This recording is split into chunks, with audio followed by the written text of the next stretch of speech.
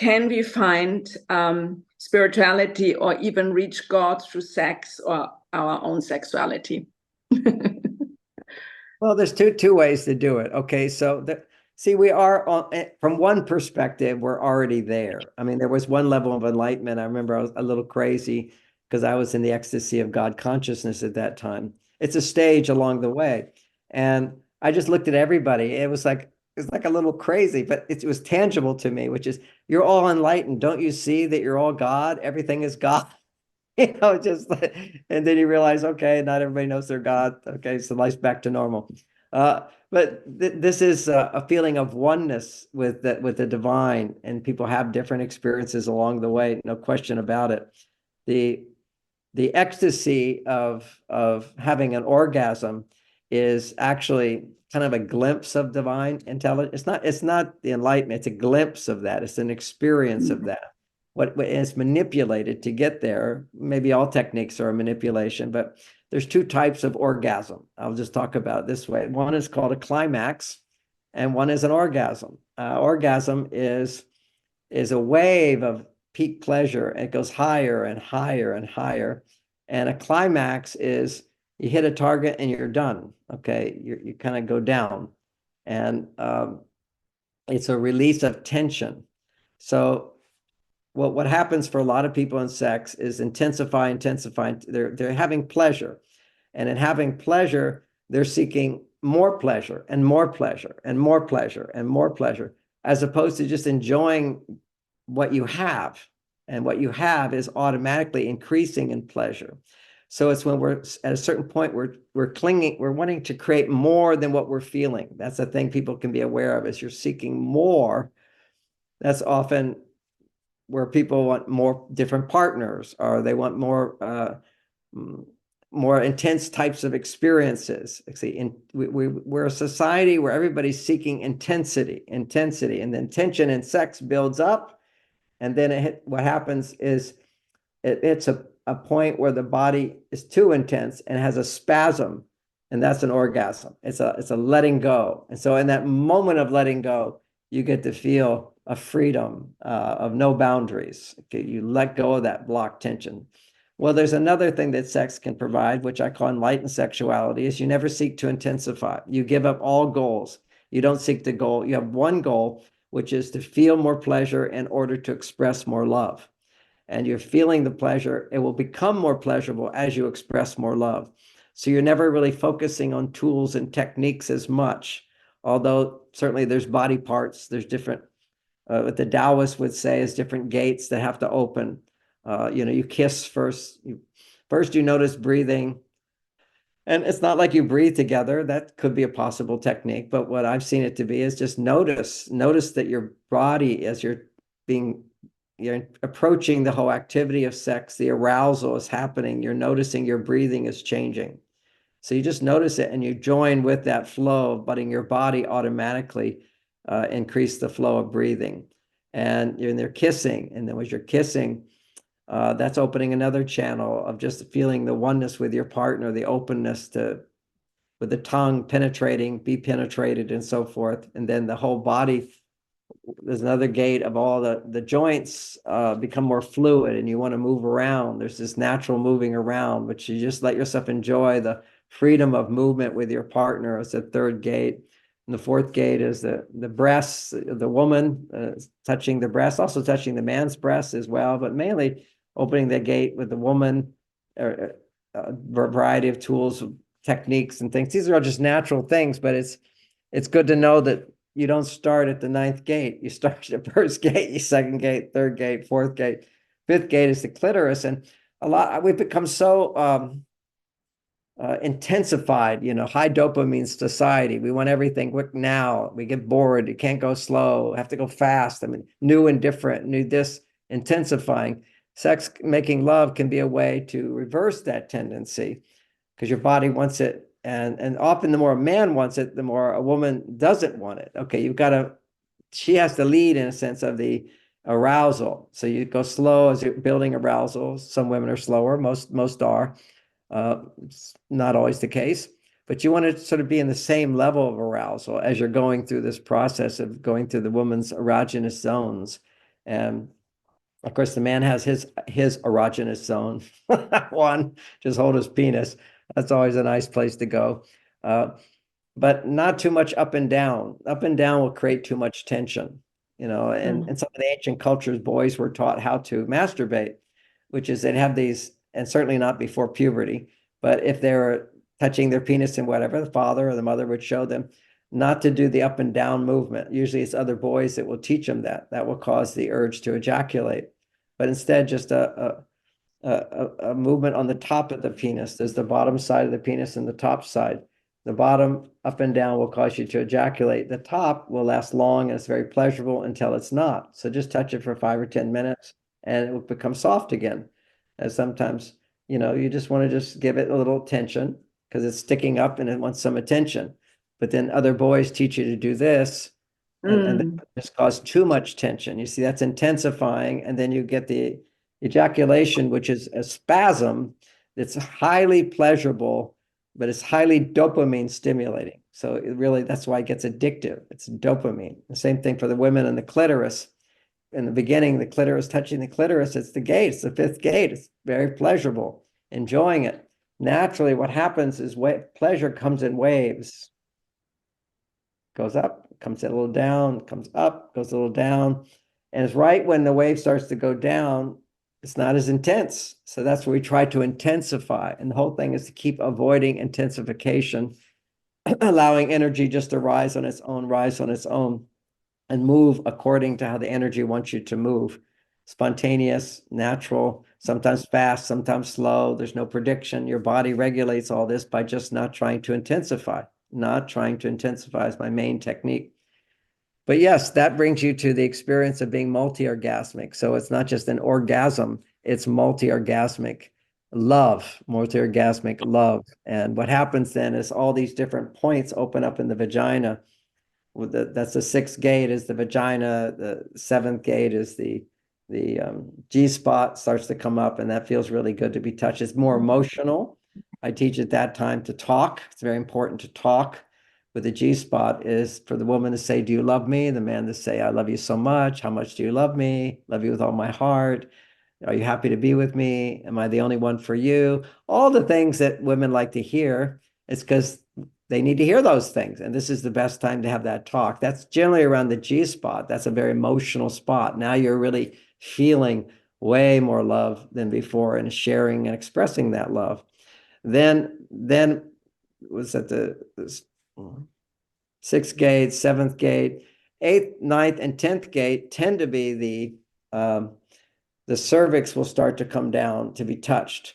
Then to the side of the cervix is another point. Often scientists say that's the A spot, cervix is the C spot, and the other side is the B spot. But they can actually have cameras where they've seen these spots actually become showing up more. Often it just shows up as a woman goes, ooh, that feels really, really good. What are you doing? What are you doing? It's because different spots will open up as her feelings of safety and love open up. And then you have this ongoing ecstatic experience of feeling a balance of your feminine energy and your masculine energy. The two become one. One of the feelings you can have is kind of a spiritual cliche. It's words until you experience it. But that one is, I am that I am, and I am that I am, which is actually, those are 3 distinct spiritual experiences. But you have those when you're in love with someone, and the feeling of I'm yours, I'm all yours, and you're mine, I want to take you. See, that's a woman taking you into the body. You know, I'm yours, you're mine, we are one. And that's the spiritual oneness of ecstasy. When you brought that oneness all the way into the body, that's very profound. Very beautiful. John, which of the 2 genders, looking at the Venusian and Martian energy, has greater capacity to hold this container? I have an idea, but I would love to hear you saying something about that, because it is really holding space for that, isn't it? When 2 people come together. Well, what you're doing as a man is you're holding space. You're the container for a woman to open up and feels safe. Okay, it's like I'm the walls around the castle, and she's safe inside the castle. And then I come and join her in the castle. But the whole time, I'm still creating the space around her. So, a woman can hold space for someone, but she's on her masculine side at that time. So it's very interesting is that when he enters her, she is now holding his penis. Okay, so she's around him, but he's around her. So his space surrounds her. He enters in, and then she's now holding him as he's filling her up. So there's there's a void, there's an emptiness that's filled up through the male energy. He fills her up with his penis, basically. So there's a place of holding each other. But generally speaking, I look at the hugs. I teach people sometimes in my seminars how to hug a Mars-Venus hug, which is the man's arms wrap around the woman and her arms come on the inside. So he's like the outer protecting her. And I noticed that myself is like when I was very more feminine, I liked when a woman put her arms around me. I kind of felt like, yes, she'll take care of me. She'll do my laundry. She'll cook for me. She's always there for me. And that's my female side. And so I realized, I want to always strengthen my male side, which is I am there for her. I'm there for do things for her. And she on the inside, just feeling me supporting her around, she's feeling, he will care for me. I don't have to do it all. And there are other movements. If a man is rather tall, sometimes they're very romantic as a woman puts her hands up over his shoulders like that. And that's very romantic as well. But then another one is his arms around her as your basic Mars-Venus hug. So the same thing in sex is he's holding her, he's around her, and at a certain point, as she's opening up, he enters up and she's now holding him, his penis, while he's holding her. So you got her now going to her male side and her female side, him being on his male side and his female side simultaneously. That's the whole ecstasy of making love is hormonally the experience of love is estrogen. When your body's making more estrogen, you're capable of feeling more love. Now, women make generally, if they're happy, 10 times more estrogen than men. So women are not as horny as men, generally speaking. And some women are addicted to sex from too much clitoral stimulation or trauma. But generally, women can feel love in so many different ways. So they're not thinking about sex all the time. You can read the studies. If you're a man, you can actually take time to reflect on it. But they're studying college students, males, and they're thinking about sex several times every minute. Okay, so they have a little thing that they would clicker on it or whatever it was. But it's not like always thinking hardcore sex. They're thinking, I just saw some legs over there. I'm seeing something over there. Would I want her? I wouldn't want her. Even when you're thinking I wouldn't want her, you're thinking about sex, and you go, who's in the car with him? Who's that blonde I just saw? What does she look like? There's always this search inside of the male for intimacy, physical intimacy. And women, of course, are much more interested in the characteristics of a man, what he can provide, his integrity, his qualities, and so forth, getting to know somebody, relationship, what we could share together. It's not all just sexual. And that's because women have higher levels of estrogen. But when men have an erection, what's happening is most people don't know, men have to make estrogen to produce an erection. He has to have enough testosterone to hold, so that, see, they work like they balance each other like a seesaw. Okay. When you're focusing on testosterone, let's just say I'm running a race and I'm competing, I'm not feeling a lot of love for anybody right now. I want to beat you up. I want to win the process. I don't care if you lose. I want to win. Okay, that's a lot of testosterone. And then, I care about you winning. That's my estrogen. Well, football players can't be worried about the other team winning, right? You got to win. So this is part of life, is to find the balance of, I'm going to take care of me so I can take care of you. And I'll take care of you so you'll take care of me. That's nurturing. That's what you do with a child. I'll take care of you, and that child will give back unconditional love. So men, particularly because they have more testosterone, they require 10 times more testosterone to 20 times more than a woman. And a woman makes a lot of testosterone. Okay, no question about it compared to her estrogen. She has a lot of testosterone. But men make 10 times more to 20 times more, and they have to. Otherwise, they're depressed and angry and irritable and passive, and they can't get it up. So men need to have that testosterone level goes up. That's starting to feel he's wanted. He feels appreciated. He feels trusted by her. She's interested in him. When you're interested in a man, and then you take off your clothes, or you're willing to show a little more skin, to his subconscious mind goes, oh, she wants to have sex with me. When a woman gives the message she wants to have sex with me, even though he's not thinking any of this stuff, he's just going, oh, she's wearing a short dress. Okay, simple as that. You see men just, oh, a girl wearing a short dress more than other people. Men will just look. They're going to look because it's, first of all, it's new and different. It's out of the realm. But that's what we're designed to do, is look for the woman who wants to show up and be naked with us. Because the woman who wants to be naked with us is the woman who we can make a baby with, and that's called evolution. So food and sex, this is what makes us civilization. So anyway, so that natural desire is there, whether he's aware of it or not. It's happening all the time. If somebody walks in the room naked, a woman does, if a man walks in the room naked, everybody looks away. A woman walks in there just showing almost everything, everybody looks. This is just natural. This is natural stuff.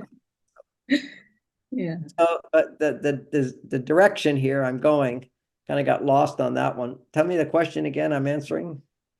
Oh, we are talking about reaching God through sex. I mean, that was Okay, I know where I'm how going we here. started.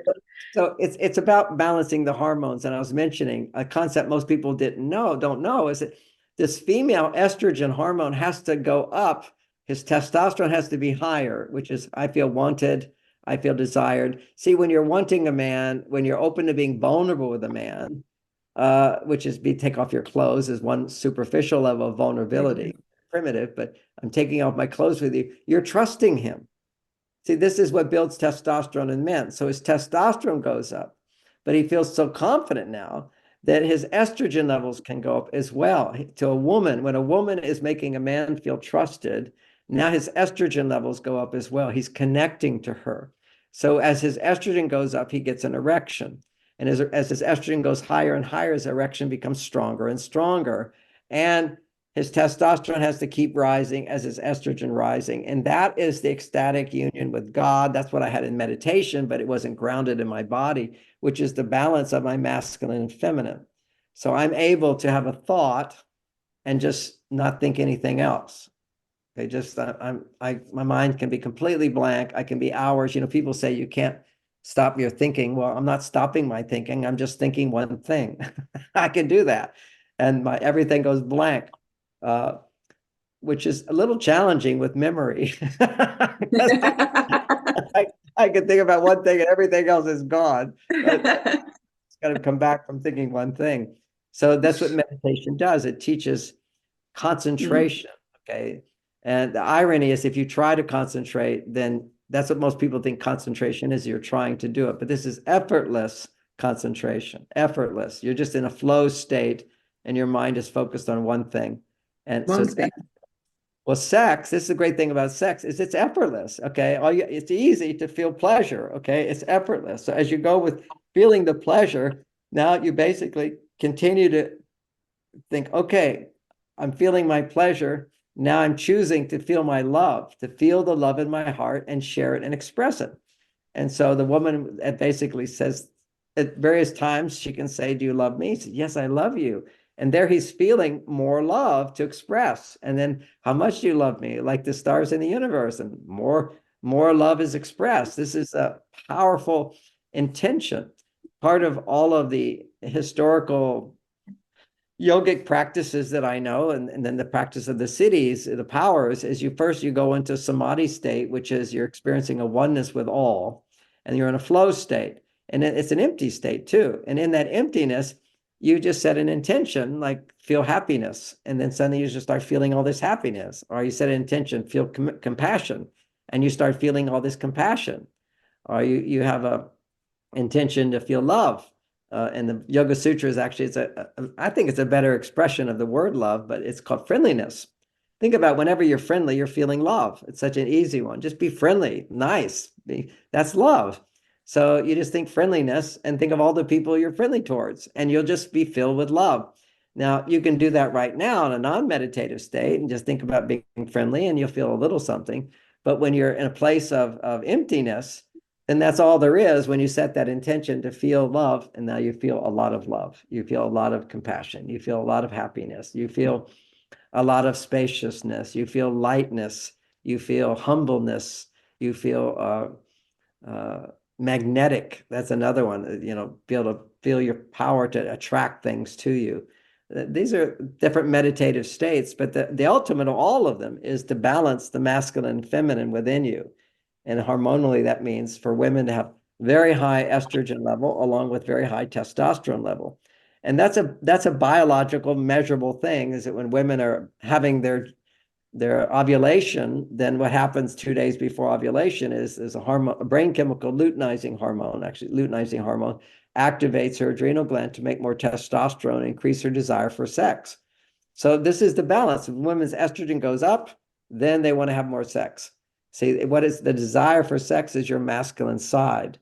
And so that naturally happens. Now, a woman is different from an animal in that she doesn't have to wait to be in heat for her estrogen levels to go high. She doesn't have to wait to be ovulating. With romance and with intention, she can, through relationship, she can raise her estrogen to this very high level, and then her testosterone goes to a very high level, and then she experiences orgasmic ecstasy. Instead of it just be an orgasm, which is a glimpse, it's holding on to that ecstasy again and again and again. And you have this experience, kind of an out-of-body experience. One definition of ecstasy is to stand outside of, the Latin roots, is you're actually standing outside of you see, your soul, there's a source, another self, which is outside of you.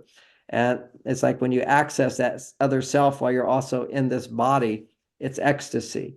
It's this self knowing itself as this body. There's a thing in Hinduism, which is Sat, which stands for the existence, Chit, which stands for consciousness. So when when consciousness is aware of itself as the body, but also aware of itself at the same time, then you have bliss, Satchitananda, self knowing itself in this form, but it knowing itself as separate from, but also part of, and you have this spaciousness. So a lot of times when the woman is making love, she'll feel like I'm dying. That's called the petite death. The French would have an expression for that, is that whole sense of self. You're getting in touch with the bigger self. So the little self is disappearing. And that's the orgasmic ecstasy of divine union with God or the higher power. Wow, this is so fulfilling answers. Thank you so much. And I want to paste this now a little bit more into a evolutionary question. I mean, we see on Facebook and on social media, all these spiritual singles and twin flames, and there are all these terminologies thrown around. And are spiritual seeking men and women better lovers, or would you say there's another dimension to it? Well, let's see. There's a town nearby my town, and there's a woman in the town. She's the Tantra teacher. She's the expert on sex, and everybody goes to her. She teaches them everything. And I met her husband. I said, well, tell me what sex is like. We hadn't had sex in 2 years. I say, why? Well, she's always telling me what I have to do, what I don't do, and nothing I do is right. So it's not even fun for me. So that's sometimes the case. There's a lot of people that teach things that they don't live it. And sometimes because of that, the way they teach it is not really going to work for other people. So are they better lovers? I mean, look, you don't need to know anything about spirituality. You got Joe Sixpack and his wife, and their children have grown up, and so they now have time together, and they're having a good time. They're loving each other. They're taking care of each other. They're making love. They could have the most amazing experience without any of these techniques, whatever. It's the love. And so if you have a life where you're successful in loving each other, and a lot of I'll just speak for a lot of quote spiritual people, they think they're being spiritual when they're in a community where they're all having sex with each other. Okay, so all I can say is you're just a bunch of animals having sex, okay, and it feels really good, and you can feel your union with God there for a brief moment because you're feeling more, So I can eat ice cream and I feel more, but it's not an established spiritual integration of bringing the divine through me into the world to create a successful, meaningful life. So there's so many ways to have sex and, a new partner every time. This is what the emperors of China did. They had concubines. And so every night it would be a different woman. And the wife would pick the different woman, because if you have a new and different partner, you get what's I'll call fake sex, but still you'll have an ecstatic experience. Experiences are cheap, at a certain point. I've had every spiritual experience you can describe. Experience is just something and it goes away. What you want is the state, the state of being where you are that all the time. And then that changes. There's all these different levels of enlightenment, but just to experience things, that's fun. You can take drugs for that. People ask me why I don't take drugs. I've tested them all just to see what the experience was, but why do I even care about something that is over afterwards? Unless you're doing it for some form of therapy or some kind of awakening, and then you did it. Now you're awake. Now you have to put it into practice. I've seen a lot of people who did some various mushrooms or ayahuasca or something, and they have the experience that there's so much more to life than just my mundane life. But then you've got to put that into practice, and that takes spiritual discipline. And the same thing with, let's say, when I was younger, I had sex with lots of women to understand that men and women were different. That helped me, and to have a lot of, beautiful orgasmic experiences, but then they were over. When you have someone in my spiritual energy would deplete quite a bit also. But when I was with somebody, when I finally married Bonnie and she knew I was dedicated to her, I'm committed to her, the energy circulates. So it never drained me at all. That's my own experience. And so you can have all kinds of spirituality. Here's one description of spirituality, which is there's different stages, but the fourth stage of spirituality, one is you're seeking, you're suffering, and so you realize I'm suffering. I need more. I'm on the path. Okay, I'm looking. Okay, I got to find something else. And then the second stage is you found your path. You found whatever practice works for you. You see that you're very open-minded about other things, but you found the thing that works for you. You're on your path. You're doing your practice, and then your practice works, and you get an experience. So you experience something, so you can go have sex with stranger, whatever you experience, an orgasm, you kind of go, oh, I want more of that. But you don't get more of that. That doesn't sustain it. What sustains it, fourth level of enlightenment, is where it was no longer that I experienced my infinite consciousness, expanded awareness, which is wonderful to experience, but it goes away. But to become that, it only stays when you become that. So I am that. And that's never gone. That was, I don't know, back in my 20s when that happened. And, I thought I was hot stuff, I'll tell you. Because it's quite an ego trip when you are one with the universe. People say self-realization, know yourself. Well, I learned myself. But then you move into many other stages where then you realize that there is no self. So that's the higher level of self-realization, is that I have no self. When you feel the self you have is this is the path of relationship. The path of relationship is you find you're one with you can relate to your partner. You relate to how they're feeling. We have communication skills so that people can first understand what they're feeling and then be able to understand what other people are feeling and be able to relate to that in a positive way. So that's the growth of unity consciousness. I achieved unity consciousness as a meditator, but then coming into the world, you're feeling that oneness, but then, I don't want to be one with that person. And I'm not going to be one with that. It was rather challenging. If I saw somebody who was homeless, I would freak out, because I'm feeling like I'm homeless, and, I don't want to be homeless, So you have to have your own boundaries of who I am and then know who others are. And that's the relationship. Relationship is a path of learning to connect with somebody and not let them have power over you. To the extent that you lose yourself.